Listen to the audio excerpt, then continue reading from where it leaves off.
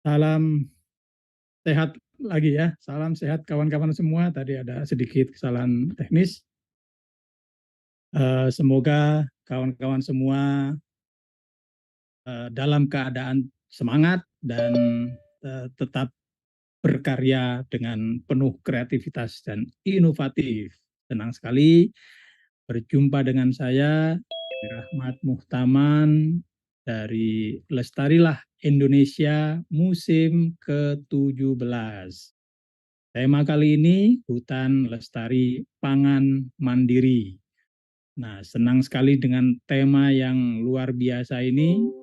Kita tahu bahwa Indonesia mempunyai 126 juta hektar hutan dan itu merupakan sumber daya alam yang kita daya saingnya itu peringkat 17 dari 139 negara daya saing yang berkaitan dengan sumber daya alam.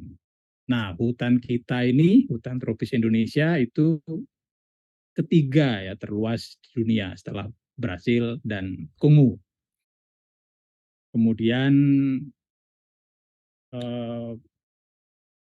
yang menjadi luar biasa juga adalah jumlah desa-desa yang ada di sekitar atau ada di kawasan hutan. Desa di Indonesia sekarang catatan terakhir itu lebih dari 81.000 desa. Dan lebih 25 ribunya itu adalah desa-desa yang ada di dalam atau sekitar kawasan hutan. Dan itu bisa uh, menjadi rumah bagi lebih dari 9 juta rumah tangga. Jadi betapa pentingnya hutan bagi masyarakat Indonesia ini karena jutaan masyarakat Indonesia lebih dari 9 juta itu menggantungkan hidupnya pada sumber daya hutan. Sehingga eh, perlu ada jaminan gitu ya masyarakat ini untuk bisa memastikan akses terhadap hutan karena berkaitan dengan jaminan keselamatan hidup mereka, jaminan ketahanan pangan dari masyarakat tersebut. Kita banyak masyarakat adat, banyak masyarakat yang mempunyai tradisi pengelolaan pangan di Nusantara ini. Kalau kita jalan-jalan eh, ke banyak pelosok-pelosok desa, selalu kita menemui pangan-pangan lokal yang mungkin tidak pernah kita kenal sebelumnya gitu ya, sebelum kita berkunjung ke situ. Macam-macam jenisnya. Nah, pangan lokal ini secara tradisi, secara turun-temurun dirawat oleh masyarakat setempat. Nah, tetapi kemajuan zaman, kemajuan teknologi, kemajuan komunikasi membuat masyarakat berhadapan dengan pangan-pangan baru gitu ya, pangan-pangan yang dihasilkan dengan cara-cara yang yang cepat, yang mungkin termasuk murah juga gitu dan mudah mendapatkannya sehingga eh, pangan lokal menghadapi tantangan yang luar biasa dalam eh, dalam menjaga merawat kelestariannya. Sementara pangan lokal sebetulnya kalau dilihat dari kualitas gizinya itu seringkali jauh lebih lebih bagus gitu, alami dan komposisinya sangat beragam dalam hal nutrisi maupun dalam hal jenis elemen-elemen di dalam pangan tersebut. Nah, Lestarilah Indonesia kali ini musim ke-17 akan berbincang-bincang tentang pangan lokal bersama dengan seorang aktivis yang malang melintang gitu ya di dalam di dalam menyelamatkan dan mendorong kelestariannya untuk pangan lokal. Nah, Lestarilah Indonesia ini adalah sebuah ruang yang digagas untuk menyediakan dialog bersama dengan kawan-kawan yang aktif, yang punya pengalaman, yang punya pengetahuan tentang isu-isu yang berkaitan dengan community forestry dalam arti luas, isu-isu yang berkaitan dengan pangan, dengan papan, dengan segala hal yang bisa memberikan jaminan kehidupan bagi masyarakat yang bergantung pada sumber daya hutan. Lestarilah Indonesia digagas oleh Lembaga Alam Tropika Indonesia Latin bersama RIMAC Asia. Bersama saya sore ini ada Intan. Halo, Mbak Intan. Halo Mas Dwi, selamat sore. Saya panggil Mas Dwi aja nggak apa-apa ya? Iya, aku juga manggil Mbak Intan kan. Lestarilah Indonesia, salam adil lestari nih Mas Dwi. Oh iya, di Lestari Temanya ya. sore ini bagus sekali, hutan lestari, pangan Mandiri. mandiri ya, Iya, bagus sekali. iya. Sangat luar biasa nih temanya. Iya, Mbak Intan, eh, apa kegiatan sehari-hari sekarang nih yang membuat kesibukan? Sehari-hari saya pulang pergi, Mas Dwi. Saya posisinya ada di Palangkaraya, di Kalimantan Tengah. Jadi saya pulang pergi setiap akhir minggu, bahkan tengah minggu ke Kabupaten Katingan karena kita punya Oh, ke komunitas ya, punya komunitas di sana di 3 desa. Dia ada di kecamatan. Kalau orang ada Pak orang Palangkaraya ada nonton sore ini, hmm, dia ada di Kecamatan Pulau Malan. Jadi dari Palangkaraya itu sekitar 3 jam baru sampai ke sana. Jadi di oh, sana kita bersama hampir sekitar 70 ibu-ibu untuk hmm, mengembangkan pangan lokal. Jadi kita lebih banyak pergi ke hutan untuk mengidentifikasi sayur lokalnya, terus kita coba mengembangkan produk turunannya. Jadi hmm. sekarang hampir 2 tahun ini saya begitulah aktivitasnya gitu. Jadi mendampingi masyarakat yang di Kabupaten Katingan. Desa apa tadi? Desa eh, Tumbang Lawang, Desa Dahian Tunggal, dan Desa Tewang Karangan. Jadi ada 3 desa kayak Ada gitu. 3 desa yang sudah Ya, dan sekarang kita juga sudah mulai beberapa bulan ini mendampingi ada 5 desa lagi tambahannya gitu. Jadi hmm, ada desa hmm, Petak Putih, ada desa Tebang Panjang, ada desa Tumbang Lahang, ada desa Tumbang Tanjung, ada desa Turak gitu. Jadi total desa kita itu 3 tambah 5, 8 desa sekarang. 8 desa sekarang ya. Iya.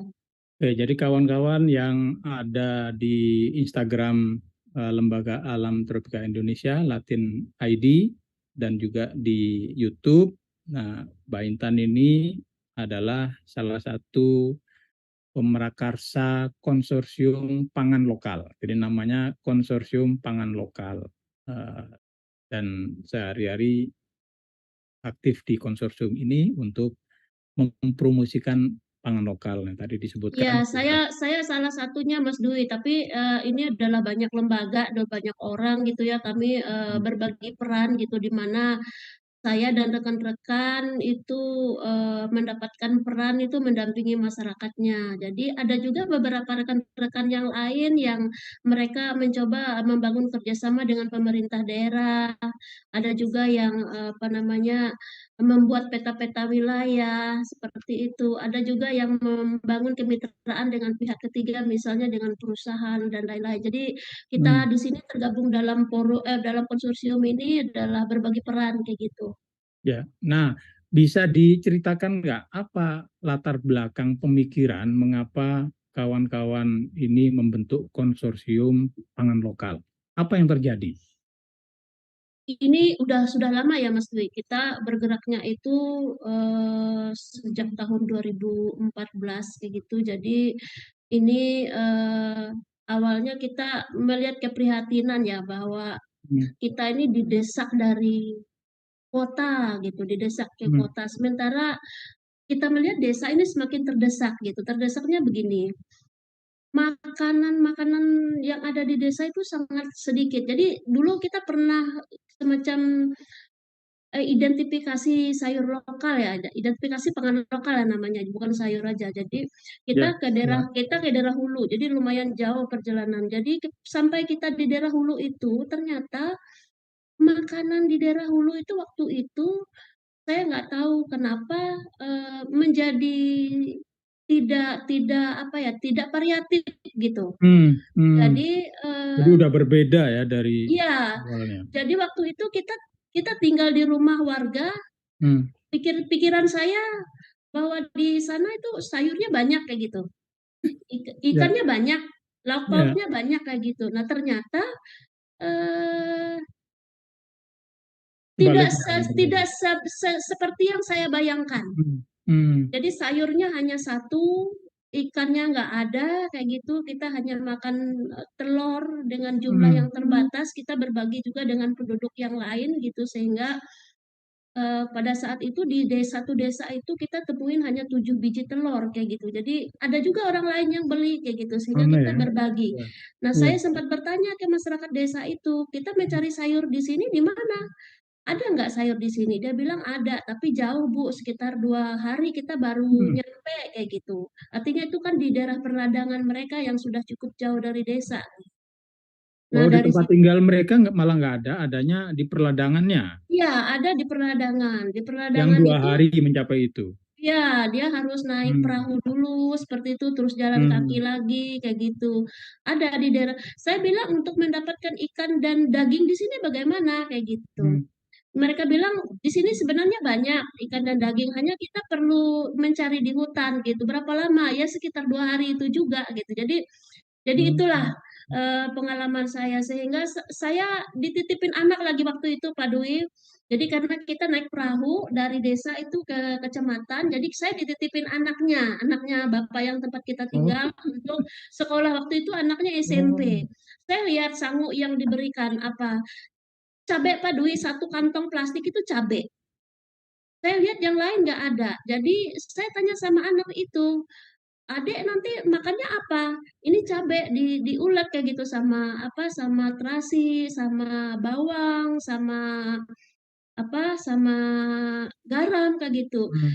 Dia tidak bercerita dia makan itu setiap hari, tapi bayangan saya bahwa anak-anak dalam seminggu makan cabai satu kantong plastik itu Hmm. gimana gitu. Ya, dia Ya. tidak disanguin sayur, dia tidak disanguin ikan sama orang tuanya karena memang itu di situ tidak tersedia, Langka ya. Hmm. langka. Nah, dari situ kita bersama dengan rekan-rekan banyak lembaga ya apa berbagi peran. Kita di sini lembaganya ada banyak banyak sih, ada beberapa lembaga yang terlibat di sini. Kita berbagi peran untuk bagaimana mengembangkan pangan lokal itu. Kita coba dengan wilayah-wilayah yang terjangkau kayak gitu. Nah, sebelum bercerita lebih jauh tadi, jadi apa yang terjadi? Mengapa mereka tidak mengembangkan pangan lokal di sekitar pemukiman mereka? Kan yang mereka tanam masih selalu di ladang kan? Iya, Nah, apa ya? Kenapa? Kenapa begitu? saya melihat di sekitar rumah mereka itu banyak tanaman, tapi dia tanaman buah-buahan yang jangka panjang ya. Misalnya ada Hmm. durian, ada duku, kayak gitu. Eh, dan mereka memang eh, apa namanya tidak intensif tinggal di desa gitu. Saya lihat ya, mereka tidak intensif tinggal di desa, di mana mereka kadang musim peradangan itu karena ladangnya cukup jauh, mereka tinggal di ladang. Jadi ada waktu 2 sampai 3 bulan, 4 bulan itu tinggal di ladang. Ladang. Ya, Oh. kemudian eh, karena mereka punya mata pencaharian itu musiman ya. Hmm. Jadi eh, suami mereka ada yang bekerja di hutan untuk mencari apa rotan, ada yang Hmm. mencari apa Baru. emas, ya ada yang mencari gaharu seperti itu sehingga eh, mereka tidak bisa menanam sayur secara intensif karena memang mereka waktu itu berpindah-pindah 2014 ya. Jadi mereka berpindah-pindah seperti itu, sehingga kalau nanam sayur itu kan harus dipelihara ya, harus dipelihara Ya, seperti itu, ya, paling tidak 1 hari sekali atau 2 hari sekali seperti itu. Sehingga mereka lebih mengandalkan apa sayur-sayur yang dari hutan gitu. ya, ya. Nah, untuk cari di hutan juga susah. Terus jadi melihat kondisi yang seperti itu, apa yang dikerjakan oleh konsorsium pangan lokal nih? Kita mencari mengidentifikasi potensi-potensi yang ada di desa. Jadi ada banyak desa sih yang kita gali. Jadi ada di Katingan waktu itu, ada di Gunung Mas, ada di Barito Utara kayak gitu. Jadi kita memang melihat potensi-potensi itu di mana sih potensi terbanyak yang kita punya strategis untuk mengembangkan kayak gitu. Jadi karena kami pikir percuma mengembangkan sesuatu di tempat yang tidak strategis. Tidak strategisnya yang pertama adalah potensinya tidak ada di situ. Orang sudah tidak melihat bahwa itu Hmm. adalah penting. Terus yang kedua kita melihat ketersediaan sumber daya manusianya gitu. Jadi di mana sih memang tempat komunitas yang memang mereka ada nih masih bibit-bibit keahlian mereka, sejarah mereka tentang pangan lokal kayak gitu. Jadi sehingga kita berkesepakatan bahwa oke, kita kembangkan di daerah Katingan ini yang bagian bagian tengah aja gitu, karena memang satu terjangkau oleh kita, oleh kami gitu, grup konsorsium. Yang kedua memang di situ ada beberapa potensi pangan lokal yang bisa dikembangkan. Yang ketiga di situ juga ada sumber daya manusianya yang mumpuni gitu untuk Hmm. mengembangkan itu gitu. Itu Pak Dwi. Jadi eh, berarti prosesnya memastikan atau memfasilitasi mereka supaya mereka punya kesadaran gitu ya, kesadaran bahwa mereka punya potensi sebetulnya gitu kan. Seringkali ini yang jadi tantangan juga bahwa masyarakat Ya. kadang-kadang tidak menyadari kekayaan alam mereka gitu. Panjang sih sebenarnya Pak Dwi. Jadi kita mulai identifikasi itu, kita riset kecil-kecilan itu 2014. Tapi kita Hmm. udah mulai secara intensif menemukan lokasi tempat menjadi mitra kita itu 2016. Jadi 2016 tuh kita juga nggak langsung mengajak mereka untuk mengembangkan pangan lokal, tetapi kita lebih Hmm. menggalinya sih pangan lokal apa yang ada di sini, terus tradisi Ya, ya. mereka terhadap pangan lokal itu apa, terus apa yang mereka konsumsi, cara memasaknya seperti apa, terus kita minta mereka untuk membuat dokumentasi sayur-sayur lokal itu, cara memasaknya seperti apa, mereka mengambilnya seperti apa, begitu. Hmm. Lebih prosesnya panjang sih, sehingga memang kita intensif mengembangkan sayur lokal, pangan lokal itu mulai 2018 sampai sekarang gitu. Sekarang kita udah 2018 ya, udah ya 4 tahun. Nah, jadi kalau mengidentifikasi berarti mereka eh, pertama akan mengumpulkan di dalam pengetahuan mereka ya apa saja dan sumbernya ini mereka ambil umumnya dari hutan memang.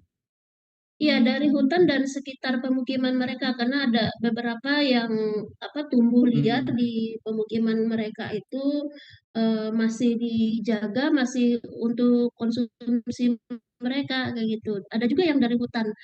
Bahkan ada juga yang kita temukan yang memang sayur sudah cukup langka ya, cukup langka. Hmm. Jadi mereka ambil bibitnya dari hutan kalau tidak ada di pemukiman ya. Iya, mereka ambil bibitnya dari Dan hutan. itu mereka bisa menanamnya, punya teknik untuk memastikan tumbuhan yang atau sayuran yang mereka ambil dari hutan sebagai benih gitu, itu bisa tumbuh di pemukiman mereka. Jadi gini Mas Dwi, jadi kita Untuk budidaya kita coba dua dua cara ya. Yang Hmm. pertama adalah di hutan itu sendiri, Oke. karena mereka sudah kita ajak untuk mengidentifikasi di mana sih sebenarnya lokasi mereka untuk Hmm. mencari pangan lokal itu. Nah, itu yang kita petakan bahwa ada di pinggir sungai, ada di apa di pinggir danau, ada di areal perladangan, ada di kebun karet, ada di kebun rotan kayak gitu. Nah, sayur-sayur yang ada di situ kita coba pelihara gitu. Jadi eh, coba pelihara dan kemudian kita bikin demplot juga, demplot untuk mencoba membudidayakan di sekitar rumah kayak gitu, Ya, karena ya, kan ada beberapa mereka kan nggak punya keahlian misalnya untuk bikin steak, untuk bikin apa sambung ya, itu sambung belum ada kuku-kuku. gitu, jadi kita coba-coba aja, kita coba-coba aja, tapi agar tidak punah nanti jadi Hmm. diangkut semua ke dekat rumah, kita akan Hmm. coba ini gitu. Jadi kayak di desa Tebang Karangan itu mereka punya lahan PKK ya, yang punya desa itu sekitar 1 hektar. Nah, itu bentuknya hutan, belum pernah sama sekali Oh. digarap begitu. Nah, kemarin kita baru identifikasi ada sekitar 15 atau 18 sayur lokal yang ada di situ. Nah, itu coba dipelihara dan dikembangkan kayak gitu. Kemudian ada beberapa sayur lokal juga yang apa yang sudah dijual di pasar, kita juga coba tanam di situ kayak gitu. Itu sih Mas Dwi tekniknya kita. Oh.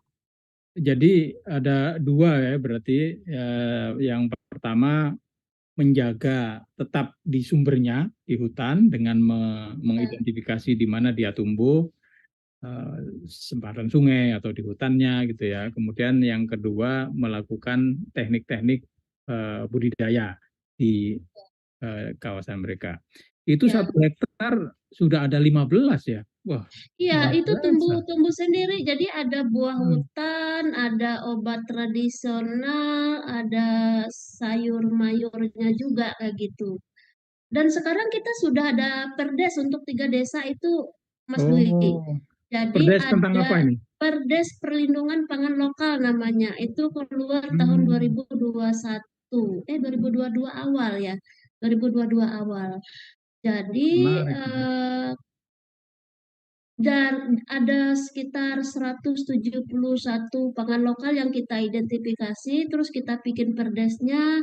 Di perdes itu termuat lokasi pangan lokalnya di mana gitu. Jadi ada di Hmm. Sungai Panya, ada di Danau Pahewan, macam-macam lokasinya. Dan kemudian yang saya salut dengan orang desa itu, mereka sepakat bahwa ada denda kayak gitu jika ada Hmm. pengerusakan terhadap pangan lokal itu, Ya, dan dendanya ya. menurut saya cukup besar kayak gitu. Ada satu pohon misalnya durian itu 250 juta dendanya kalau Kalau ada, dia nebang. kalau dia nebang atau dirusak Hmm. tanpa izin gitu. Wah, itu ada di dalam perdes itu ya, Ada di dalam perdes itu, dan itu disepakati oleh semua masyarakat, masyarakat warga desa. desa Dan yang denda itu mereka yang memang mereka yang merumuskan, mereka yang mau menentukan. seperti Hmm. itu kayak gitu. Nah, apakah masyarakat di 3 desa ini, atau kalau ditambah yang 5 itu, dia memang punya areal hutan di luar kawasan, bagian di luar kawasan maupun di dalam kawasan hutan negara, atau gimana? Atau hutan adat, atau bentuknya apa itu? Belum, belum. Jadi kalau dari segi, kalau kita lihat peta ininya ya, dia hutan produksi, Mas Dwi, dia Hmm. masuk wilayah hutan produksi. Ada juga yang areal penggunaan lain kayak gitu. Namun karena dia di semua desa yang 8 desa ini, dia wilayahnya wilayah bekas bekas bekas PH kayak gitu. Bekas HP. Tapi ada satu, iya, tapi di 5 desa yang baru itu ada konsesi kelapa sawit kayak gitu. Itu yang mau kita Hmm. coba komunikasikan dengan konsesi kelapa sawit, bagaimana sih Ya. ini, karena konsesi kelapa sawitnya baru buka 2 ribu hektar dari 15.000 Oh, total konsesinya kayak AGU, gitu. nah, Jadi konsesinya. iya iya. Jadi Konsesinya masih ada 15.000, baru dibuka 2.000 dan baru dibuka ditanami. 2.000. Iya, masih ada sisa yang bisa kita negosiasikan untuk Ya, ya. wilayah pangan lokal kayak Nah, gitu. yang belum dibuka itu bentuknya apa? Masih hutan sekunder?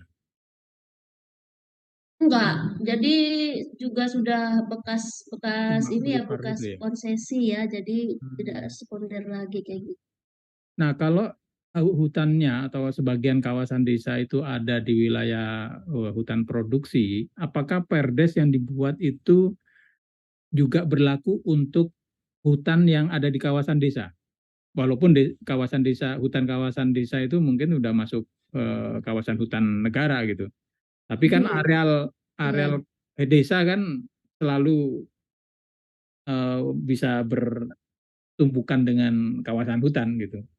Nah, Gini itu Mas Dwi, perdesnya berlakunya gimana? iya, gini Mas Dwi, masyarakat desa tuh nggak tahu apakah itu hutan Iya, apa namanya HPL atau hutan produksi. Mereka tidak mau tahu. Dan iya. itu tidak kita tidak mau ribetkan soal itu kayak gitu. Hmm, Pokoknya ini hmm, daerahmu sendiri, wilayahmu sendiri, ya hmm, udah gitu bikinin aja perdesnya. Urusan nanti apakah dia nggak boleh karena dia ada wilayah hutan lindung atau wilayah hutan produksi itu hmm. urusan nanti gitu. Tapi yang Ya, penting ini ya, amankan dulu kayak gitu. ya. Jadi kalau kita menunggu ini urusan lahan selesai itu kapan? Itu nanti habis kayak gitu kalau kita menunggu. Jadi sekarang udah kita mainkan aja dengan peraturan yang ada bahwa kita sudah ada batas desa-desanya. Jadi karena di sana sudah ada batas desanya bahwa ini adalah wilayah desa Tumbang Lawa, Hmm, adalah hmm, wilayah desa Tebang Kerangan, di sana adalah wilayah desa apa Doyan Tunggal itu sudah ada dan sudah disepakati antara mereka. Dan mereka tidak kalau masyarakat desa kita tahu itu wilayah desa bu itu masuk wilayah hutan produksi hutan. atau hutan lindung mereka nggak ngerti. Iya, Mereka taunya itu punya kami gitu. ya. Dan itu yang coba kita ini kita nggak mau ngajak juga mereka ribet dengan persoalan yang mereka tidak belum belum sampai ke situ gitu. Ya, saya kira bagus bagus juga move-nya gitu ya, gerakan masyarakat ini supaya memastikan wilayah desa, entah itu statusnya kawasan hutan apa. Iya, iya, Nah, artinya sehingga perdesnya itu kan berlaku untuk semua wilayah di desa itu. Jadi iya. kalau ada tiap dimanapun lokasi ada hutan, ada pohon duren yang ditebang, siapapun yang menebang, baik orang perusahaan yang punya konsesi di situ atau tidak Iya. terkena sanksi itu. Gitu. Nah, dari eh, banyak tanaman-tanaman yang sudah diidentifikasi itu, lalu eh, apa yang dilakukan kawan-kawan konsorsium? Membuat menu khusus atau gitu ya? Ya, kita ini karena kan lokasi cukup jauh ya. Jadi kalau pohon baku mentah itu ada beberapa yang sampai di pasar kalau ke Palangkaraya itu sudah layu, Mas Dwi. Dan Hmm, apa ada beberapa yang sudah tidak populer untuk dikonsumsi gitu oleh masyarakat perkotaan gitu. Nah, kalau kita hanya menanam untuk masyarakat desa aja kan eh, pasarnya nggak nampung gitu karena memang betul. mereka juga hari-hari makan itu kayak gitu. Nah, Ya, ya. kami juga bekerja dengan beberapa rekan-rekan UMKM gitu yang di tingkat provinsi ya untuk melatih mereka Hmm, untuk mengembangkan produk pangan lokal itu. Misalnya itu kita bikin keripik. Keripik itu ada bermacam-macam ya, ada dari batang pisang, ada dari apa teken pare bahasa lokalnya bahasa Indonesianya tajuk pare. pangit gitu teken pare kalau di sana terus ada dawen sepang keripiknya semua kayak gitu dan kita bikin brand bersama-sama dengan mereka kayak gitu. Hmm, Dan kita eh, apa memfasilitasi mereka untuk apa mempromosikan produk-produk itu di event-event misalnya hari apa kemerdekaan, ada pameran misalnya Expo Kalimantan ya, Tengah, ya. ada HUT apa HUT Hmm, kabupaten ya gitu. hmm, Jadi itu yang kita ikutkan dan kita apa memfasilitasi juga pengembangan kapasitas mereka baik itu untuk produk penutur produk turunannya maupun untuk perizinan produknya karena kan tanpa perizinan sekarang kan nggak bisa masuk di ya. Ya. apa, Berapa pasar IRT paling tidak iya, ya? IRT kayak gitu, halal dan lain-lain kita coba. Ini nih contoh produk di belakang saya ini Mas Dwi. Jadi saya Oh ada iya di ya. galerinya ini. Hmm. Jadi Berarti yang sudah banyak didukung oleh konsorsium ini adalah mengolah bahan baku tadi menjadi produk olahan ya, iya, produk dan olahan yang dapat mencoba diganti kembali. budidaya Mas Dwi, dan mencoba Hmm. untuk mengembangkan budidaya karena semakin punah ya, semakin punah gitu sayur-sayur lokalnya, terutama yang semakin punah itu ada penyedap rasa yang dari sungkai, terus Hmm. Oh, apa dari sungkai namanya, ada. iya, Ini daun sungkainya su- itu bisa. sungkai sayur Mas Dwi. Jadi beda dengan sungkai Oh, pohon yang obat, yang terkenal dengan iya iya. obat apa, obat COVID itu Kanker itu beda. ya. COVID ya, COVID. Ya. Hmm. Ini khusus untuk yang sayur. Beda tanamannya ya. Beda, beda Oh, beda. tanamannya. Ya. Nah, Itu sih yang kita lakukan. ya jadi ada produk-produk olahan. Nah, kalau jenis pangan atau apa ya, ya masyarakat lokal itu kan punya misalnya dia buat sayur gitu ya, sayur sesuatu gitu. Hmm. Kemudian komposisinya ada jenis sayur ini, jenis sayur itu dan seterusnya. Atau dia buat lagi eh, sayur yang lain dengan komposisi sayur-sayur yang berbeda juga. Nah, menu-menu kayak begitu dikembangkan Untuk juga. mengembangkan menu itu keluar masih belum, tetapi kita kemarin sudah mengidentifikasi menu-menu itu. Jadi misalnya ada juhu singkah, ada juhu tempuyak, ada Hmm, hmm, tependawen Jawa, seperti itu sudah, dan itu sudah kita bersama mereka mempraktekkan gitu ya. Jadi mereka mengambil tingkah yang dari hutan, terus bagaimana mengolahnya, bagaimana memasaknya, dan teknik hmm, mengkonsumsikannya gimana kayak gitu. Jadi ada sayur singkah yang mulai diambil di hutan, dikupas, terus kemudian direbus, kemudian setelah direbus itu dimasak lagi dengan sayur yang lain, dimakan dengan apa, nasi beras oh, merah sedap terus ya. dengan sambal terasi gitu. Itu kan mantap sekali gitu. Iya, sedap sekali Nah, itu. itu yang coba kita dokumentasikan bersama ibu-ibu itu gitu, Hmm. Mas Ya, Dwi. jadi Jadi itu sudah, ya sebetulnya mereka yaitu yang saya sebutkan tadi bahwa setiap masyarakat adat itu mempunyai menu mereka sendiri gitu ya yang sangat sangat ya, beragam. Nah, berapa banyak yang sehari-harinya itu mereka manfaatkan. Ya memang menu mereka misalnya sarapan pagi itu umumnya gitu ini komposisinya. Kalau makan siang ini, makan malam apalagi gitu. Nah, itu berapa banyak yang mereka paling secara sehari-hari? paling paling tidak enam, paling tidak enam 6 gitu. ya. Kalau kita lihat, kalau kita nginap dengan orang desa ya, kalau kita Hmm. nginap dengan Hmm. orang desa, paling tidak pagi itu ada sambel, ada sambel. Di sana sambalnya beragam Mas Dwi. Jadi ada Oh, sambal macam-macam jenis singkapatik, sambelnya oh ya. banyak banget. Ada sambal Suna, ada sambal singkapatik, ada sambal Wah. serai, ada sambal rimbang. Ini mantap. Ini dibarengin dengan ikan, biasanya ikan bakar atau ikan goreng. Jadi dicolek gitu dengan ikan itu Wah. rasanya enak kayak gitu. Nah, kalau siang itu pasti tuh dengan ada sayur bajai, kelakai kayak gitu ya. Mas Dwi Hmm. belum pernah Hmm. kan makan sayur Belum. bajai? Ah, itu enak sekali itu dicampur dengan ikan atau dengan apa, ayam kayak gitu, enak sekali. Ya, Iya, ya. ada banyak. Paling tidak 6 dalam satu hari mereka konsumsi itu. Nah, di samping untuk konsumsi sehari-hari, biasanya juga apakah ada makanan yang khusus dihidangkan pada saat entah itu perayaan pernikahan atau adat tradisi apa gitu ya? Ada Ah, nggak? Ditemukan juga nggak iya, ada sih. makanan yang khas yang hanya dibuat dan dikonsumsi pada saat event tertentu gitu?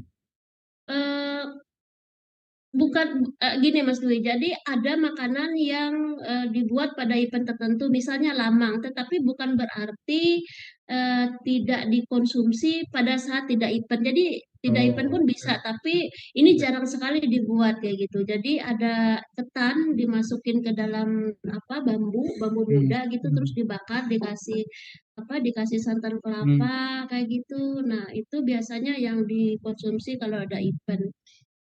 Dan ini Mas Dwi, selain dikonsumsi, sekarang ini sayur-sayur lokal juga punya nilai ekonomi yang cukup tinggi kayak gitu. Misalnya hmm. pakis ya, dinamain pakis itu Ya, bajai di ya. sana. Bajai Oh, ini dulu dulu nggak ada harganya gitu. harganya. Kalau sekarang sudah ada harganya. Jadi ada anggota kelompok kita itu dia memang hari-harinya menjual sayur lokal karena di sana ada penampung Hmm, sayur lokal yang dibawa hmm. untuk ke kota Kota. Palangkaraya atau ke kota kabupaten seperti itu. Jadi ibu itu Ya. rata-rata menghasilkan 500.000 dalam sehari sampai satu Oh, juta dalam sehari kayak gitu, untuk ini hmm. sayur lokalnya. Jadi penghasilan dia menurut saya sih cukup tinggi ya dalam satu bulan. Ya Nah, sangat tinggi. Ya. sangat tinggi kayak gitu. Nah, itu yang coba kita komunikasikan waktu itu dengan pemerintah desanya. Siapa tahu ini bisa dijembatani oleh Hmm. BUMDesnya gitu. Karena kan di desa ada BUMDes kayak gitu. Ya. Nah, itu yang pemerintah desanya tertarik itu untuk bagaimana menampung sayur-sayur lokal ini dikelola di Hmm. Betul. BUMDes kayak gitu. Karena selama ini kan mereka nih tercecer kemana-mana kayak gitu. Jadi tergantung Tidak relasinya dengan berhimpun ya. Ya. ah, tergantung Ya. relasinya dengan apa tengkulak kayak gitu. Jadi kalau dia Hmm. ada relasi tengkulak ya dia sayurnya menghasilkan uang, tapi kalau tidak ada ya hanya untuk dikonsumsi sehari-hari gitu. Nah, itu yang kita minta pemerintah desanya untuk memikirkan itu untuk apa menjembatan ini ke BUMDes bagaimana kalau mereka tampung kemudian nanti mereka kerjasama dengan tengkulak sayur itu gitu. Ada kekhawatiran tentang eksploitasi yang berlebihan nggak dari sayur-sayur terutama yang ada di hutannya gitu? Iya, makanya kita mencoba untuk mengajak mereka melakukan budidaya. Jadi Budidaya karena ya. kita khawatir ini memang juga sudah apa sudah habis terus Iya, dihabiskan kayak gitu. ya. Nah, oleh itu kita mengajak mereka untuk melakukan kegiatan-kegiatan budidaya gitu, agar apa ini secara berkelanjutan bisa dimanfaatkan kayak gitu untuk sayur Hmm. sendiri maupun untuk peningkatan ekonomi mereka kayak gitu karena kita memang melihat ada potensi yang bagus gitu untuk beberapa sayur lokal itu Mas Dwi. Nah, dari 70 kakak yang sekarang berinteraksi dengan konsorsium, itu 70 kakak di satu desa atau tiga Di desa? tiga desa Di ya. tiga desa. Itu berapa areal luasannya yang mereka pakai untuk budidaya kalau ada datanya? Kalau yang untuk budidaya kita masih pilot ya, masih pilot Oh, itu sekitar 3 hektar gitu. Hanya memang mereka punya lahan-lahan sendiri yang sudah kita petakan itu ada sekitar kurang lebih 4.000 hektar oh, ya. oh, yang akan siap nanti dimanfaatkan untuk budidaya. Yang mereka sudah mulai mengembangkan Oh, tanaman-tanaman yang ada di situ. Jadi hmm, kalau yang untuk budidaya kita di Demplot ya, kita mau coba nanti mereka tinggal kembangkan lagi di lahan-lahan milik mereka yang sudah menjadi wilayah pangan lokal mereka kayak gitu. ya, Jadi ya. ya, jadi untuk 3 desa itu kurang lebih sekitar 4.000 hektar kayak gitu. Apa lahan-lahan yang mereka sudah ada pangan lokalnya tinggal dikembangkan dan ditambah lagi jenis-jenisnya gitu. Nah, setelah kawan-kawan konsorsium pangan lokal ini beraktivitas sejak 2014 ya, 2014 kemudian berkembang sampai sekarang. Tantangan yang dihadapi apa menurut Mbak Intan nih? Tantangannya tuh kalau kita lihat apa ya, yang pertama adalah kebutuhan masyarakat itu sendiri terhadap penggunaan lahan. Hmm. Terus yang kedua itu adalah kebijakan yang tidak bisa kontrol, tidak bisa mereka kontrol. Hmm. Yang saya bilang yang pertama tadi adalah kebutuhan masyarakat itu sendiri terhadap kebutuhan lahan itu ada gini Mas Dwi. Jadi di beberapa desa, ada satu desa lah ya yang sangat masif sekali itu ada kayak penambangan penambangan emas atau pasir yang Oh. dilakukan oleh masyarakat itu sendiri kayak gitu. Jadi Hmm. eh, seakan-akan dan seolah-olah nih pangan lokal ini bersaing dengan nilai emas dan pasir Ya, itu kayak gitu. ya. Sehingga ada banyak wilayah pangan lokal itu yang digunakan untuk kegiatan penambangan. Penambangan. Itu di Hmm. ya, itu untuk internalnya ya Mas Dwi ya. Hmm.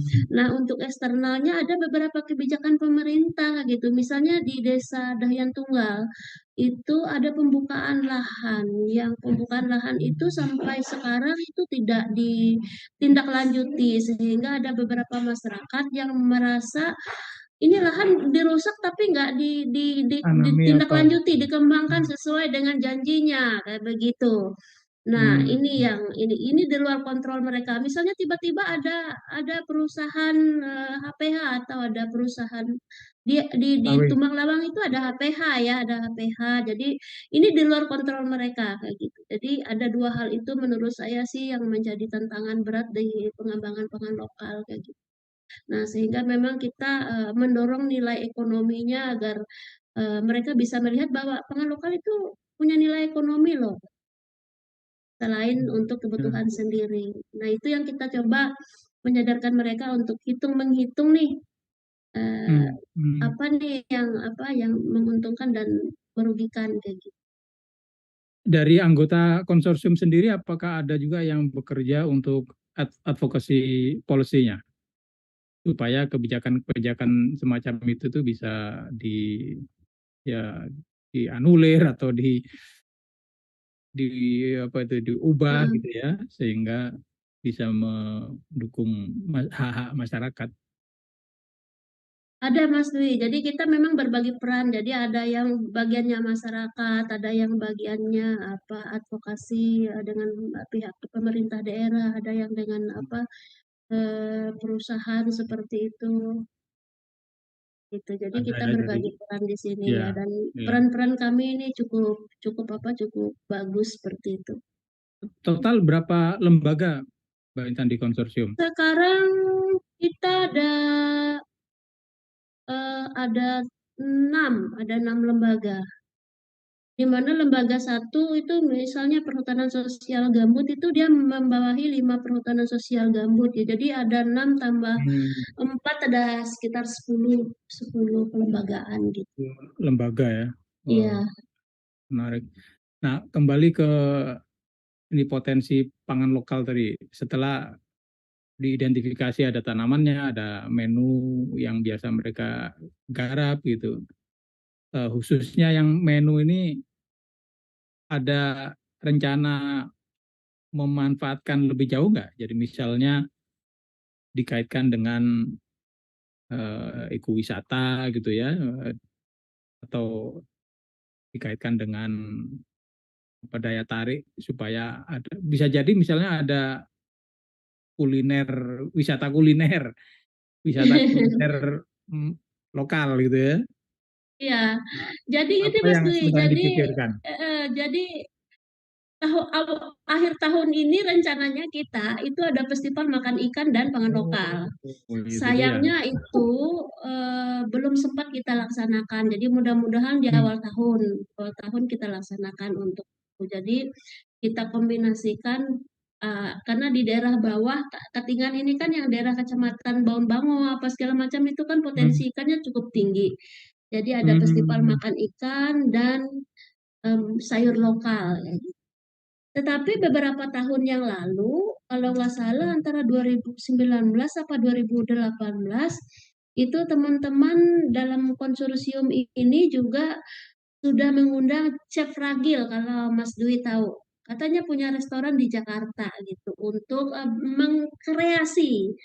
mengkreasi pangan lokal ini menjadi pangan yang bertaraf internasional lah gitu kira-kira Ya, ya. istilahnya kayak gitu. Jadi dari terong asam itu bisa dibikin saus, dari apa macam-macam masakan dari capragil kayak gitu. Jadi Mm, sebenarnya kalau dikembangkan sayur lokal itu nilai-nilai rasa kulinernya tuh nggak kalah kayaknya ya. betul, betul, iya, Nah, iya. itu yang belum kita kembangkan gitu.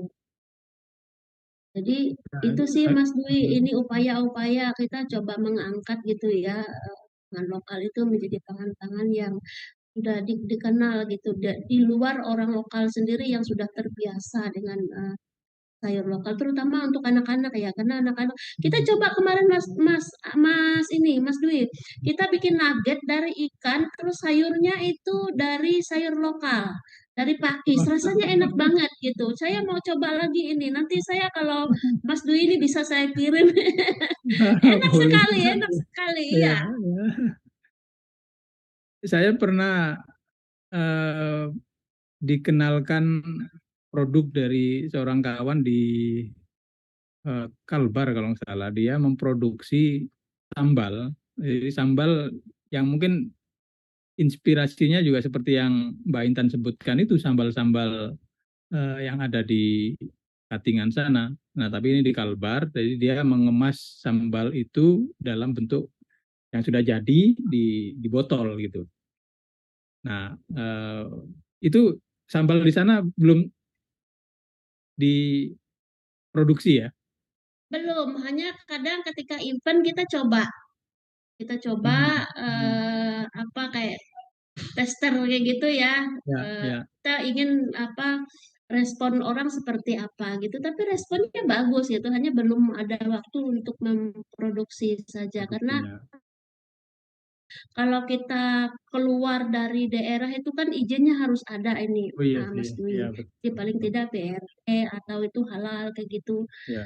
Itu yang coba kita perjuangkan karena satu izin itu harus satu orang kayak gitu di dalam kelompok itu namanya satu jadi eh, pelatihan ini harus bergantian ini kayak gitu jadi Satu untuk izin satu orang. Kenapa? iya satu Bukan, izin bukan jadi satu di kelompok. dalam satu kelompok itu satu izin satu nama kayak gitu jadi Oh, ke satu kelompok ya. nah pemerintah daerah Kabupaten Katingan itu hanya mampu memfasilitasi dalam setahun itu dua nah itu dia keterbatasannya Mas Dwi jadi untuk mendapatkan BRT itu kami hanya mampu dua dalam satu tahun. Jadi bergantian nih. Misalnya kemarin tahun ini ada keripik pisang, ada keripik batang pisang, ada keripik singkalesi, sama ada keripik daun sepang kayak gitu. Jadi itu Hmm, yang bisa dulu untuk tahun ini. Tahun depan apalagi kayak gitu. Dan namanya berganti-ganti. ya. Produksinya yang sudah olahan itu berapa? Berapa banyak, Mbak Intan? Karena kalau sudah masuk ke pasar itu selalu yang ingin didapat oleh konsumen adalah kepastian pemasokannya ya, suplainya ada kuantitas yang terus-menerus, kemudian yang kedua tentu kualitasnya. Nah, kuantitasnya ini berapa sekarang? Pasar di Kalimantan Tengah itu sebenarnya pasar yang tidak pasti ya Mas Dwi karena kan jumlah penduduknya sangat terbatas gitu untuk seluruh Hmm, Kalimantan Tengah aja kan 2 juta lebih aja kayak gitu. Jadi memang permintaannya tidak cukup cukup banyak. Hanya yang banyak ini adalah kita lihat itu keripik buah pisang dari ibu-ibu itu. Jadi dalam satu minggu itu omsetnya tuh berkisar 750.000 kayak hmm, gitu untuk per omset. apa? Per Per bungkus 250 gram itu harganya apa 10.000 gitu. Jadi 10.000. ya Ya, ya. Berapa bungkus diproduksinya oleh berapa kelompok? kurang lebih sih sekitar 50 bungkus dalam satu minggu itu satu kelompok. 1.000 ya. Satu kelompok itu Hmm. yang apa yang sekarang masih masih berjalan itu sedangkan untuk keripik yang batang pisang untuk yang ini masih sedikit sih masih sedikit karena dia Ya. memenuhi permintaan paling dalam seminggu itu dia ada 1 kilo 2 kilo seperti itu karena ini Hmm. masih apa masih coba-coba juga Hanya memang ini ada beberapa rekan-rekan yang kita ajak kerjasama, misalnya dari Hypermart, dari Indomart, ini coba Hmm, untuk ini kalau izinnya nanti sudah keluar gitu, bisa ya. kita oper ke luar luar desa gitu. Kalau yang sudah dapat izin PIRT misalnya, itu eh, diperkirakan permintaan pasar berapa banyak sebetulnya, Mbak Intan? Kecil aja Mas Dwi, karena di sini produksinya banyak sekali. Ada Oh. hampir dari setiap daerah itu banyak sekali. Nah, yang kita sasar nih sebenarnya teman-teman yang dari luar kayak gitu, Hmm, dari ya, luar ya. Kalimantan Tengah. Dan ini kita didorong juga ini produksi dari Jawa ini banyak sekali gitu dan Masuk harganya ke situ sangat ya. murah. Iya, dari Jawa Nah, itu ya. banyak sekali. Memang Heeh, tantangannya ya, tantangan dari iya, produk-produk semacam itu harus harus bersaing dengan produk yang sudah mapan juga gitu dengan harga yang lebih kompetitif. iya, Jadi ini eh, ya salah satu yang perlu dipikirkan barangkali ya sama kawan-kawan konsorsium soal iya, marketing. marketnya. Ya, ya. Nah, tapi ke depannya bagaimana optimisme Mbak Intan dan kawan-kawan nih tentang Kita prospek ya, prospek pangan lokal nih. Kita tetap optimis ya, paling tidak kita mencukupi bahan baku hulu di sini karena memang pasar untuk bahan baku misalnya untuk konsumsi itu masih masih luas kayak gitu. Karena sayur lokal ini kan ada beberapa yang sudah populer, ada beberapa yang belum populer, itu yang coba kita kampanyekan kayak gitu. Jadi sambil juga kita dengan sayur-sayur yang etnik kayak gitu yang belum keluar, kita kembangkan produk turunannya. Misalnya kayak Hmm. keripik teken pare atau keripik sepang ini kan dari Jawa nggak ada, dari Banjarmasin Nah, nggak ada, dari betul. Kalbar nggak ada. Yang ada kan hanya di Kalimantan Artinya, Tengah kayak gitu. hmm, Jadi itu yang coba kita kembangkan yang etniknya aja. Jadi kalau untuk yang kita bersaing cukup berat nanti dulu gitu ya. ya, ya kayak keripik pisang mungkin banyak daerah Iya. yang produksi ya. Meskipun barangkali masing-masing daerah juga punya pisang yang kualitasnya bisa Iya, beda-beda cita juga cita rasanya barangkali. beda. Iya, cara membuat apa namanya itu selai pisang misalnya dengan pisang yang berbeda itu juga satu keunggulan yang bisa ini bersaing. Untuk produk-produk seperti itu sih kita bersaing di tingkat lokal dulu Mas Dwi. Jadi kemarin itu kita coba di desa, Hmm, Jadi untuk merebut desa dulu kayak gitu paling tidak gitu. oke, Kalau kita tidak bisa merebut di luar desa, kita rebut desa dulu gitu. Paling tidak ya, produk yang betul. lain terdorong dulu dari desa kayak gitu. Jangan orang yang dorongin kita, kita yang dorong orang nih sekarang gitu. Jadi kita ngajak mereka seperti itu.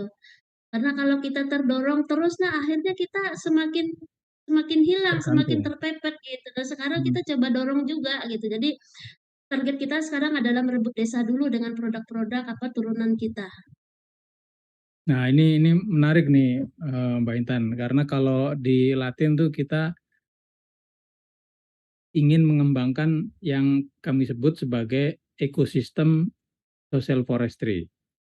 Jadi maksudnya ekosistem social forestry itu adalah itu yang tadi bagaimana membuat warga desa itu bisa mendapatkan dan menghargai produk-produk yang diproduksi di desa itu sehingga eh, ekonomi berputar di situ gitu.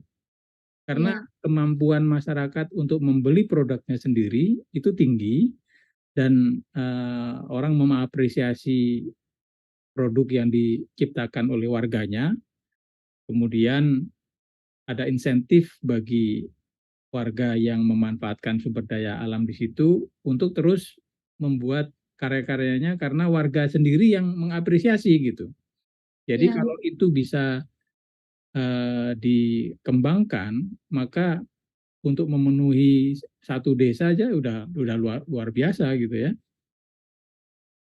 Iya, Jadi, karena ini Mas Dwi, karena kan di kebanyakan ya di desa-desa yang di Kalimantan Tengah itu, bukan hanya di Katingan, karena saya dulu Hmm. kerja untuk apa, isu stunting ya, isu stunting di beberapa Hmm. daerah. Jadi di Kalteng itu waktu tahun 2017, 2016 itu angka stuntingnya cukup tinggi gitu, sehingga eh, Hmm. dari hasil identifikasi itu kita pergi ke beberapa desa, sehingga memang di sana kita temukan bahwa orang desa itu kebanyakan mereka menunggu menunggu penjual sayur yang dari kota kayak gitu. Nah, itu Hmm. sebenarnya Hmm. inspirasinya. Orang kota yang bawa bawa sayur ke desa gitu. Mestinya kan orang desa yang bawa sayur ke kota Iya. gitu. Karena pemikiran kita kan di desa tanahnya masih luas, di desa tanahnya subur, di desa itu masih banyak ada sayur mayur yang enak, yang sehat seperti ini nih. Hmm. Kok ini jadi kebalikan kayak Hmm. gitu.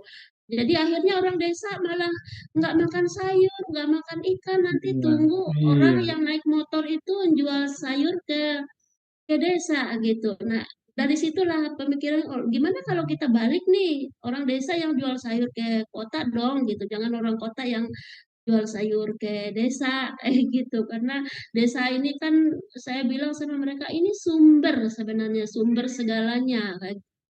Kalian masih punya tanah yang apa, yang luas kayak gitu, terus ada sungai yang menghasilkan ikan cukup banyak, kenapa nggak dikembangkan, nggak dimanfaatkan kayak gitu untuk untuk Kesejahteraan mereka sendiri. iya, untuk Ya, kesejahteraan ya. mereka sendiri. Nah, itu pemikiran di kawan-kawan Latin juga bahwa mestinya masyarakat yang mempunyai sumber daya alam yang kaya, hutannya bagus, kemudian pertaniannya juga maju. Nah, itu memproduksi produk-produk terbaik yang dikonsumsi sendiri oleh mereka gitu. Iya. Kan jangan sampai kalau sekarang umumnya produksi yang terbaik justru dibawa keluar karena mereka mengasumsikan harga di luar lebih baik gitu ya atau insentif di luar lebih baik. Nah, kenapa tidak membuat masyarakat itu bisa mampu eh, membeli produknya yang terbaik sehingga dia mendapatkan produk yang terbaik yang dihasilkan oleh desanya gitu. Ada asumsi juga Mas Dwi, kalau menanam sayur itu harus membuka lahan gitu ya. Nah, ini kita kasih contoh nih, bahwa sayur itu tidak harus membuka lahan karena di lahan itu sudah ada sayurnya. Kayak contoh di Desa Tewangkerangan ini hutan ya, hutan di pinggir Sungai Katingan itu. Jadi di Hmm. dalam hutan itu sudah ada rebung, Iya, sudah iya. ada sayur pakis, sudah ada buah hutannya. Lah kenapa harus dibuka kayak gitu? Kenapa tidak kita manfaatkan aja di dalam hutan itu untuk apa, sebagai dapur, sebagai tempat Hmm. mereka untuk Betul, betul. mencari makan kayak gitu. Di dalam hutan itu juga ada sungai, di sungai itu ada banyak ikan kayak gitu. Terus kenapa harus menebang hutannya gitu? Toh itu kan Ya, tempat habitatnya apa? Habitatnya sayur-sayur itu, habitatnya hutan apa, ikan-ikan itu untuk kan ya. tumbuh dengan baik kayak gitu. Tinggal nanti diperkaya aja tempat-tempat yang terbuka. Yuk kita tanami dengan sayur-sayur yang bisa ditanam, yang tidak tahan dengan naungan dan lain-lain kayak gitu. Ya, Itu makanya yang kita orang ada yang menyebut hutan itu sebetulnya supermarket iya. masyarakat gitu ya. Kalau di konsorsium pangan lokal itu katanya hutan itu adalah ruang hidup Mas Dwi. Jadi tempat Nah, semua apa hidup di situ kayak gitu. ya, ya.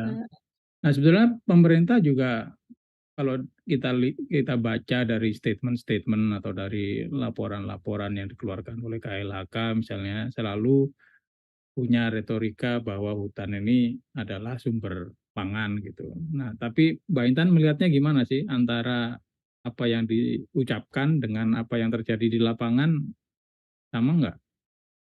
Menurut saya perlu disinkronkan ya pemerintah ya, karena kalau saya lihat sih ada kebijakan yang bertolak belakang gitu ya. Jadi Hmm. misalnya Kementerian Kehutanan ini dengan perhutanan sosialnya, tetapi ada kementerian lain yang membuka hutan itu kayak gitu. Jadi kan ini nggak sinkron ya. Mestinya Hmm. sinkron Hmm. nih. gitu. Kalau misalnya kebijakannya Kementerian Kehutanan untuk perhutanan sosial dengan apa, dengan pelestarian hutan terus pemberdayaan ekonomi masyarakat di sekitar hutan itu, loh kenapa hutan yang lain yang ini juga dibuka gitu. Kemudian misalnya ada pelepasan hutan itu kalau ada kepentingan terhadap hutan itu untuk dibuka kayak gitu. Nah, ini mestinya saya nggak tahu apakah ini sengaja atau ini kurang kontrol atau memang ini tidak ada sinkronisasi di tingkat kementerian atau ini ya kayak gitu sehingga Ya, ya, ini di tingkat pusat nih tugas Mas Dwi kayak ini untuk advokasi nih harus sinkron ini gitu. Misalnya saja contoh ya Mas Dwi, ini ada contoh nih di hmm, wilayah di ini di perhutanan sosial ini di hmm, hutan desa di hutan desa dan itu wilayah gambut. Itu sebenarnya tidak boleh ada pembukaan lahan dengan ya, apa memasukkan alat berat yang berarti wilayah gambut untuk harus. Ya. pembukaan itu di wilayah Hmm, gambut. hmm, hmm. Tetapi ada Ada kementerian aja. lain, iya Hmm, ada, gitu. Nah itu artinya kan ini ada apakah ada pura-pura tidak tahu atau gimana gitu? Atau memang benar-benar nggak tahu gitu? Itu ada kebijakan yang seperti itu. Nah, itu kan sebenarnya ada tugas-tugas untuk mensinkronisasi itu atau bukan kementerian baru kali ya untuk sinkronisasi namanya gitu ya Mas Dwi ya. iya. Ya, kalau di Latin kita ingin ada Kementerian Social Forestry, Mbak. Jadi kementerian yang memang mengelola areal-areal dan masyarakat yang berkaitan dengan social forestry gitu supaya mendapatkan perhatian yang cukup gitu karena wilayah sekarang misalnya pemerintah punya kebijakan untuk alokasi 12,7 juta hektar. Ya, 12,7 juta hektar untuk perhutanan sosial ini jutaan orang tuh yang akan ada di situ. Dan itu bagaimana mengelolanya kalau tidak ada kementerian khusus yang mengelola itu. Sekarang aja dari 12,7 itu izin yang baru dikeluarkan kan sekitar hampir 6 juta hektar. Baru 50%-nya gitu. Dan dari 50%-nya itu yang hampir 6 juta hektar itu pun yang berkualitas bagus perhutanan sosialnya hanya beberapa persen saja gitu. Jadi memang kemampuan untuk mengelola sekian banyak areal perhutanan sosial itu sangat terbatas dari pemerintah. Tapi kalau nanti misalnya ada badan khusus gitu ya, badan otoritas khusus yang mengelola perhutanan sosial, kami melihatnya itu akan lebih efektif ke depan. jadi tambah banyak dong perhutanan sosialnya kalau ada badan khusus ya. Ya lebih baik karena ada jaminan masyarakat untuk mengelola hutannya kan. Jadi kalau misalnya di 3 desa itu tadi dengan wilayah desa yang bagian hutan produksi, kalau itu dikonversi menjadi perhutanan sosial, maka masyarakat tidak ada isu dengan aspek legalitas, dia bisa mengelola wilayah desa yang menjadi hak masyarakat desa dengan perhutanan Iya. sosialnya gitu. Iya, karena memang Sekarang, ada hmm, beberapa wilayah yang berizin perhutanan sosial, sekarang memang ada beberapa yang tidak terjangkau gitu ya. Dan ya kan itu tempatnya menjadi mungkin di peluang, mana. iya. Kayak di Ya, Pulang Pisau itu kan ada di jauh Mas, di pinggir di hmm, apa di pesisir pesisir laut kayak gitu. Itu jangkauannya sangat luas sehingga untuk pengelolaannya diserahkanlah ke lembaga pengelola hmm, hutan desa. Nah, dan mereka kan terbatas terbatas sumber dayanya. pembiayaan juga ya Iya, untuk betul. itu. Sehingga itu menjadi peluang apa pengrusakan juga. Misalnya ada kebakaran, ada apa itu menjadi tanggung jawabnya desa kayak gitu. Iya, iya. Setuju Nah, sih kalau ada khusus nanti yang akan ini apa menangani perhutanan sosial, Mas ya Dwi. mudah-mudahan kita ada dokumen dari hasil riset, riset tahun 2020 itu kita terbitkan bukunya tahun 2021 tentang Social Forestry 2045.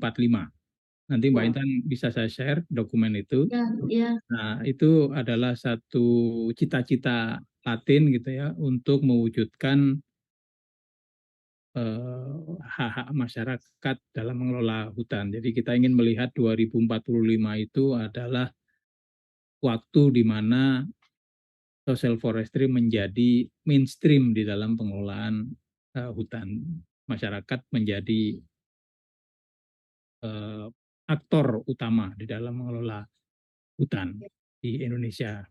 mudah-mudahan Mas Dwi, Ya, karena kita kita melihat kerusakan kerusakan lingkungan itu semakin cepat ya sekarang ya, harus hmm, berimbang juga dengan upaya-upaya apa pelestarian dan penempatan yang lestari yang berkelanjutan gitu ya. Memang ya, kita ya, harus masuk di beberapa lini untuk mempertahankan itu. Kalau kita tidak pertahankan ini mau jadi apa kayak gitu. Misalnya di Kalimantan Tengah 2 tahun ini banjir terus hmm, dan hmm, apa banyak sekali rumah, banyak sekali kebun yang apa yang terendam dan rusak, itu tidak ya, bisa dimanfaatkan lagi gitu. Itu akibat-akibat ya, dari apa bencana alam ini gitu. Jadi itu yang coba coba kita juga apa pertahankan agar itu tidak paling tidak berkurang lah ya, paling tidak berkurang nih bencana nih kayak gitu. ya. Nah, kawan saya pernah melakukan penelitian tentang padi di Kalteng, Mbak, di Tumbang apa gitu namanya, saya lupa, satu desa di, saya kira dekat-dekat Katingan itu mungkin. Dan di desa itu dia menemukan masyarakat merawat benih padi itu lebih dari 60 jenis loh. Hmm, Nah, 60 jenis ini eh, luar biasa dan itu baru satu desa yang dia dia penelitian S2 dia di antropologi UI. Dia penelitiannya padi, padi lokal, rekan kerja saya. Dan itu terancam karena pertama masyarakat di sekitar situ tidak boleh lagi bakar hutan kan ada kebijakan yang membatasi tradisi membakar hutan untuk membuka lahan baru atau untuk menanam kebun mereka. Nah, sehingga apalagi lalu ada undang-undang apa ya, undang-undang budidaya yang membatasi hak petani untuk membudidayakan benih sendiri gitu. Nah, ini yang membuat masyarakat makin tidak ada insentif menjaga benih-benih yang mereka punya luar biasa banyaknya itu. Dan itu berkaitan dengan sumber daya hutan yang mereka punya. Nah, kalau di sekitar di 8 desa itu ada nggak kasus-kasus kehilangan benih yang mengkhawatirkan gitu ya? Terutama padi lah barangkali yang biasa padi ladang gitu, yang pasti masyarakat di sekitar situ banyak menyimpan bibit padi tuh, Mbak Intan. Iya, kita di tahun 2016 itu juga selain mengidentifikasi sayur, ikan, apa itu kita juga mengidentifikasi bibit jenis padi, Mas Dwi. Karena Hmm, padi itu bagian dari pangan kan kayak gitu. ya, Jadi dari betul. identifikasi kita itu ada sekitar 80, ada sekitar 80 jenis padi kayak gitu. Nah, Hmm, hmm, di dalam itu memang kita tidak melihat ada kerawanan untuk pemusnahan bibit padi ya. Nah, kami waktu itu berpikir bagaimana sih pemuliaan ya, pemulihan hmm. bibit padi. Karena memang ada itu yang sistem bibit unggul, apa itu ya, benih Ya, itu unggul yang itu ada. diintroduksi ya. Nah, itu yang coba kita pikirkan waktu itu tentang pemulihan bagaimana sih bibit padi lokal ini bisa juga jadi bibit unggul kayak gitu, jadi benih Hmm, unggul kayak hmm, gitu. Nah, memang sih kalau penelitiannya baru 2 tahun ini, memang 2 tahun ini kan banjir luar biasa Mas Dwi. Jadi di hmm, desa yang kita bekerja bersama, desa mitra kita itu Ada yang sampai 5 kali tanam tetap mati kayak gitu karena Hmm, banjir. Jadi bukan karena tidak membakar sih oh, kasus di mereka, ya, tapi ya. karena banjir. Di tahun 2021 itu karena banjir.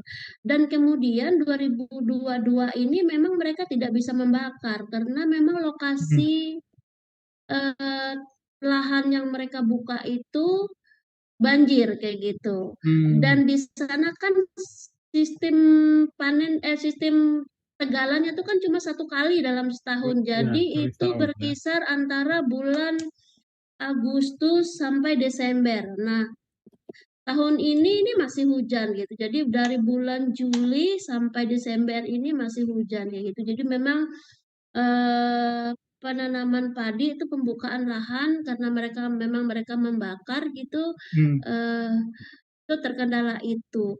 Dan di sana sebenarnya dilarang membakar juga gitu. Hanya memang ada peraturan gubernur Kalimantan Tengah itu tahun 2017 apa 2018 yang melarang pembakaran itu yang 100% itu di wilayah gambut. Tetapi untuk non hmm, gambut itu harus dengan izin dan luas yang terbatas kayak gitu. Nah, itu juga yang coba dimanfaatkan oleh eh, apa teman-teman di petani lokal kayak gitu. Karena memang kebetulan di Katingan itu tempat kami bekerja itu wilayahnya non gambut. Nah, kalau di hmm, Pulang Pisau itu memang ada kasus yang seperti Mas Dwi katakan tadi, karena memang petani tidak boleh lagi membuka lahan dengan membakar. Hanya ya, memang ada ya. beberapa petani yang mulai mengerjakan di wilayah yang pasang surut. Jadi Hmm, yang wilayahnya itu bukan di wilayah kering yang harus membakar. Jadi dia wilayah sawah kayak sawah gitu ya. Jadi sawah kalau ya. sawah itu ya, jadi kalau sawah itu memang tidak harus membakar itu karena dia ada apa sistem kayak seperti membajak tapi bukan membajak di sini. Jadi Ya, dia ya.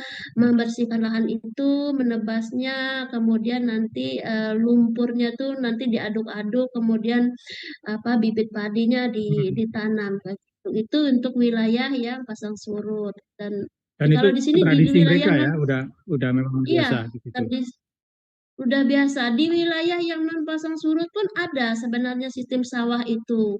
Hanya memang tidak seperti ada apa sistem pengairan yang seperti di pasang surut ya atau di Jawa ya ada apa ada Hmm, tutupnya, ada bukanya seperti itu. Kalau yang di ya. daerah-daerah yang kayak 3 desa, 5 desa yang kami bermitra ini enggak. Jadi dia ada seperti sawah dan dia kalau musim hujan airnya tinggi, tapi kalau musim kemarau airnya juga surut kayak gitu. Dia Hmm. semacam apa ya, kayak semacam lubang besar gitu, terus kemudian dia menjadi Dia menjadi surut kalau sawah. musim Kalau kemarau ya. iya, Ya, ya. bahasanya di sini luau, Mas Dwi. Jadi luau Luwak. itu adalah tempat luau ya. Jadi di kayak kayak tanda hujan gitu ya, Ya, tanda oke hujan kelihatannya. ya lahan Hmm. tanda hujan gitu ya. Jadi di situ banyak sayur lokal juga ada keladi, ada kangkung dan ikannya luar biasa Mas tuh. Wow. Ikannya luar biasa. Nah Ini ini bisa ada berton. infonya nih, dari kawan saya itu melakukan penelitian di Desa Tumbang Habangoy, Kabupaten Katingan. Oh, Ya, Habangoy kan di atas dia. oh dia bukan masuk wilayahnya Jauh. Mbak Intan ya? Enggak, dia di Oh, atas lagi. ya. Ada beberapa kecamatan di atasnya ada kalau nggak salah sekitar 3 kecamatan lagi ke atas. Ya, Desa Tumbang Habangoy. Jadi dia penelitiannya di situ Ya, tentang padi lokal. kalau di Tumbang Habango itu memang dia wilayahnya kayak berbukit-bukit gitu dan memang harus Oh iya. orang berladang dengan membuka lahan dan dibakar. Kalau tidak dibakar Hmm. nggak mungkin bisa gitu karena kayunya Ya, besar-besar ya. dan tanahnya kering. Di Kering daerah ya. sana banyak seperti ya. Oke, coba kita lihat Firman, apakah ada komentar atau pertanyaan dari kawan-kawan? Nah, ini Mbak Intan. Selamat sore dari Maria Wardani. Peran seperti apa Pak Dwi dan Bu Intan dan kawan-kawan semoga dapat menjembatani sebagai upaya koordinasi lintas kementerian supaya tidak terjadi arogansi sektoral atau perlu lembaga lain. Nah, ini yang kita bahas tadi, Mbak Intan. Iya nih. Bagaimana ini strateginya supaya ada, ya itu tadi, sinkronisasi, kalau Mbak Intan nyebutnya tadi ya, lintas kementerian, Saya rasa sehingga gini, kebijakannya itu eh, utuh gitu, tidak bertentangan satu dengan yang lain. iya, jangan pemikiran saya begini Mas Dwi, jangan-jangan informasi yang ke kementerian itu juga keliru gitu ya. Jadi mungkin Hmm, peran peran peran universitas kayaknya penting untuk mengadakan riset yang betul-betul riset yang apa ya, berdasarkan kondisi real yang ada di lapangan kayak gitu. Jadi ini memang perlu kita sampaikan mulai dari pemerintahan paling bawah sampai di tingkat kementerian gitu agar semuanya mengetahui gitu, memahami bahwa kondisi real di lapangan itu seperti ya, ini loh ya, kayak gitu. ya, Jangan lagi ada orang mengawang-awang, oh di Kalimantan tuh gini-gini gitu. Padahal enggak seperti itu gitu. Gitu Pak.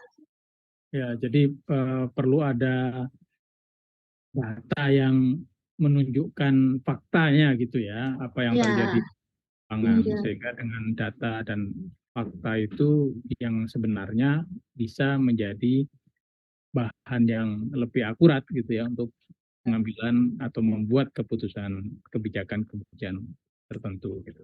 Iya, data itu memang harus real dari lapangan, jadi bukan dari referensi-referensi gitu ya, jadi bukan dari Hmm, hmm, studi studi yang sudah ada, pas segala macam gitu. Karena kebanyakan, mohon maaf ya, saya lihat banyak hasil riset itu juga tidak berdasarkan data yang ada di lapangan, hanya berdasarkan referensi gitu. Nah, ya, kalau ya, referensinya sudah tidak update lagi kan, jadi betul, akhirnya jadi tidak betul, update betul. juga dong Ya, gitu. bisa juga misalnya dia penelitian eh, tahun 2020, Iya, tapi hasil penelitiannya baru selesai 2022. Nah, selama rentang waktu 2 tahun itu kan perubahan-perubahan banyak terjadi, Pak. iya, iya, iya, iya. Jadi kalau hanya menggunakan referensi yang dilaporkan 2022, ya konteksnya 2 tahun yang lalu mungkin udah beda dengan yang sekarang. Ya, apalagi kalau menggunakan data statistik ya, memang data statistik kan Hmm, data kita yang paling akurat sih ya. Hanya kan data statistik kan kadang-kadang diambil berapa tahun sekali kayak gitu.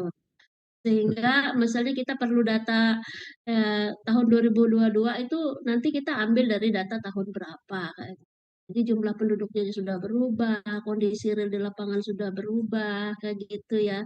Hmm, Animo masyarakatnya juga sudah berubah kayak gitu-gitu. Jadi itu memang perlu kecakapan, perlu kejelian kita untuk melihat hasil-hasil dari risetnya itu. data statistik ya.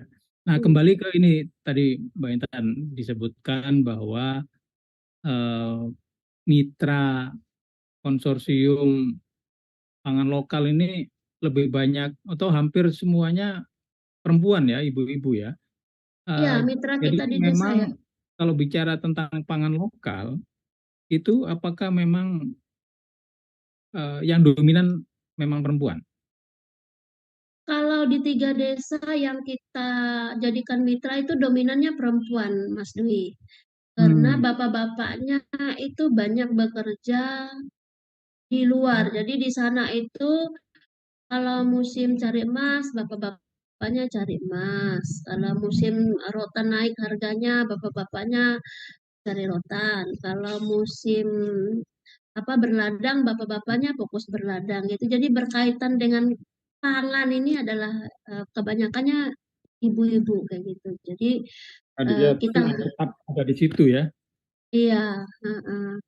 Jadi mereka lebih lebih paham ya, lebih lebih ini ya, lebih lebih dekat lah dengan isu-isu pangan. Tapi bukan berarti bapak-bapak tidak kita libatkan. Bapak-bapak kita libatkan misalnya di bagian Perdes, di bagian Hmm, perencanaan desa. Bapak-bapak kita libatkan. Termasuk bapak-bapak juga terlibat untuk membantu ibu-ibunya melakukan penanaman, pembersihan oh ya, lahan kayak ya. gitu. Gitu. Ya, haruslah itu ya. Mungkin sekali-sekali jadi juru masak juga tuh. Kalau chef-chef tuh banyak laki-laki. Harusnya di Iya. tingkat lokal juga ada chef bapak-bapak. Ya, ini kita sudah mulai mengajak remaja sih. Ini kita udah mulai Hmm, mengajak remaja, remaja laki-laki ya, remaja laki-laki ada juga sudah mulai ikut. Bapak-bapak ada satu dua orang yang ikut. Kita pelan-pelan aja, Mas Dwi, karena memang konstruksi sosialnya di daerah itu seperti itu gitu. Jadi kita juga tidak ingin memaksakan mereka untuk ayo terlibat langsung, ya. Tapi kita pelan-pelan untuk merubah merubah ininya ya, merubah apa mindset. tata cara mereka untuk Hmm, hmm. bermasyarakat gitu. Nah, ya mungkin betul harus pelan-pelan di dalam melakukan perubahan. Eh, Namun demikian, kalau dilihat dari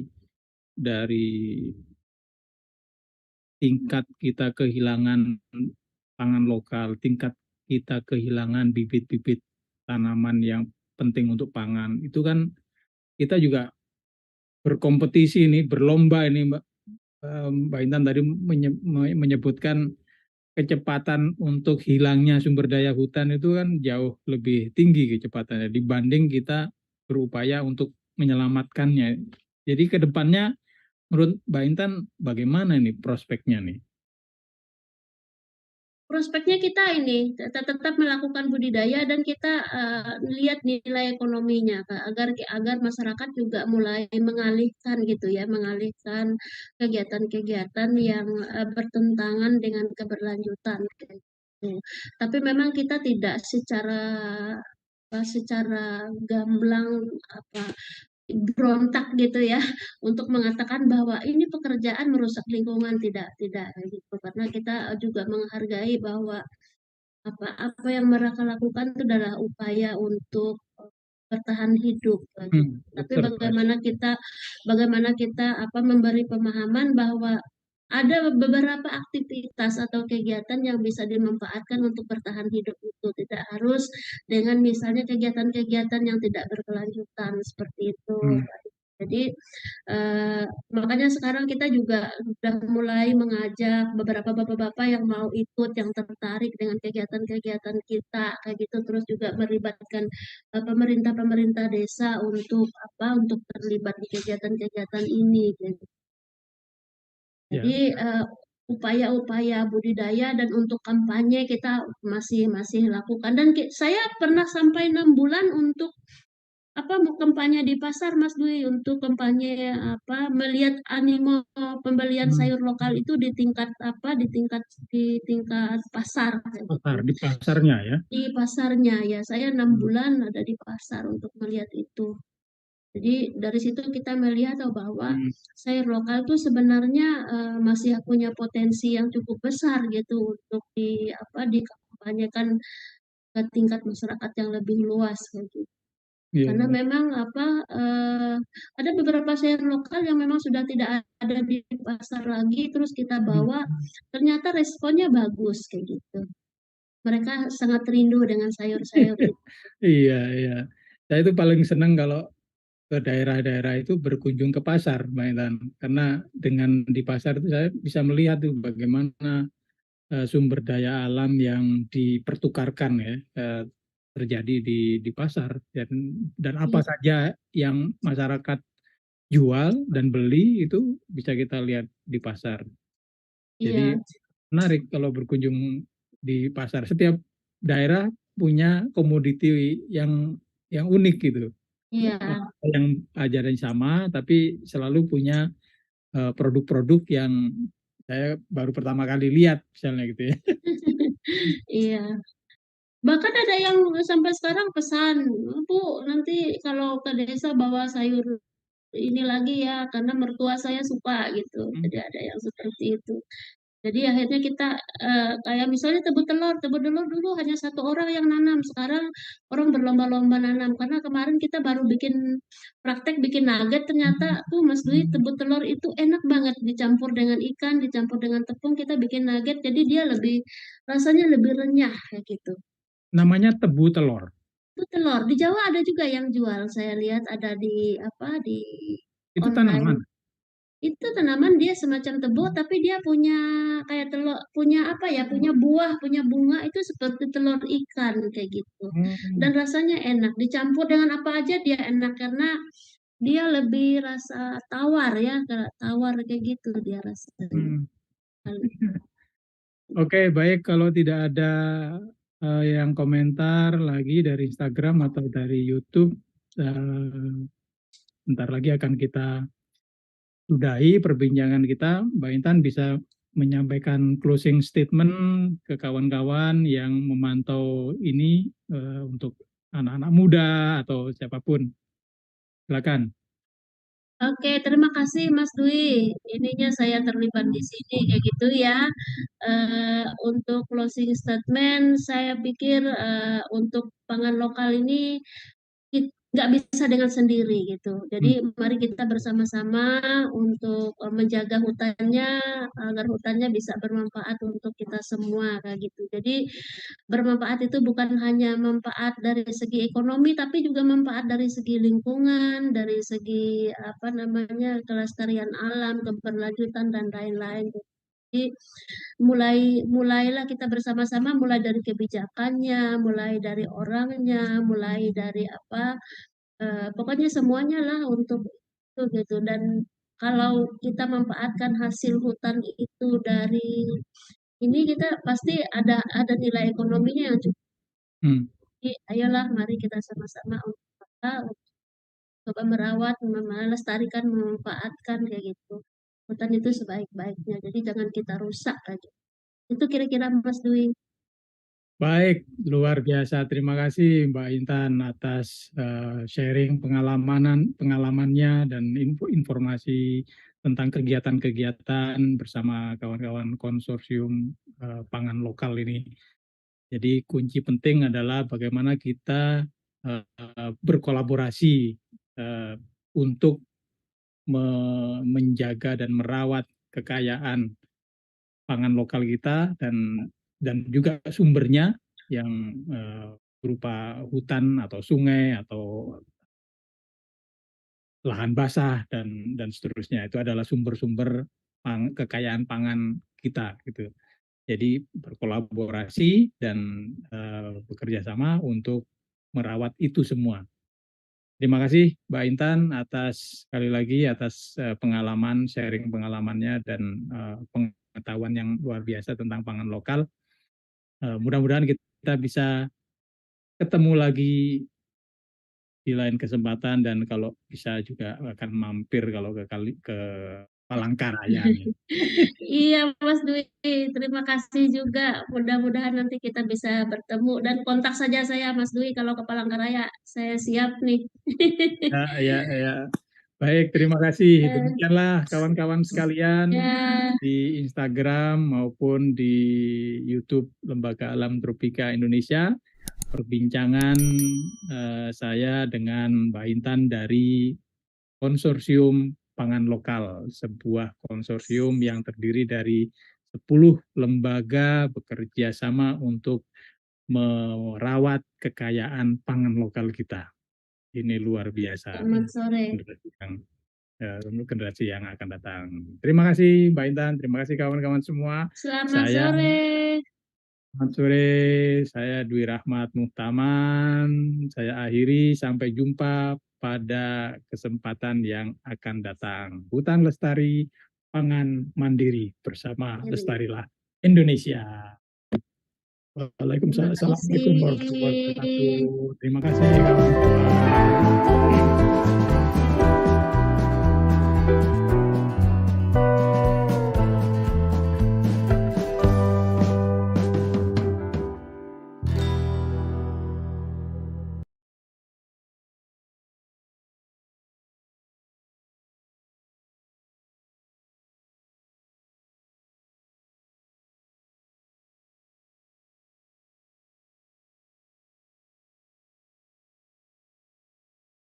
Terima kasih ya, Mas Dwi. Sama-sama, saya yang terima kasih Mbak Intan atas Kalau kepercayaannya. kepala